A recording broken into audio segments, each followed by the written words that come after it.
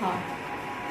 जय जानकी जय मिथिला, सब गोटे के प्रणाम। हम मिथिला के धिया प्रिया मल्लिक। हमरा बड़ खुशी भ रहल छै जे अपन एकटा न्यूज के दुनिया में, समाचार के दुनिया में समधिया मिथिला का लोकार्पण भ रहल छै एकदम एतेक शुभ दिन पर, जानकी जन्मोत्सव के अवसर पर। और हमर लेल, हम सबके लेल बड़ सौभाग्य के बात छै जे हम सेहो जुड़ल छी। तो हम किछु गा के, एक बार दू लाइन गा के जे छै अपन शुभकामना संदेश जे छै ई समाचार के हम दिमाग में चले छै। जयति जय जनक दुलारी के, कि संग ने अवध बिहारी के।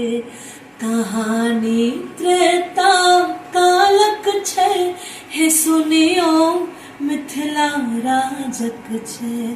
परल ने पाय न काले ले, जनक बिन जीवन काइप गेले।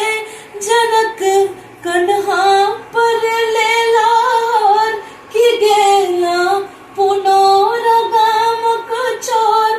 जो तल धरा धाम पुरल, सब काम भेटल सुख ठाम के। भूमि जा सिया दुलारी के, विनय मिथिलेश कुमारी के। जयति जय जनक दुलारी के, कि संग ने अवध बिहारी के। बहुत रास शुभकामना हमारे तरफ से और खूब दुलार प्यार। जय जानकी जय मिथिला।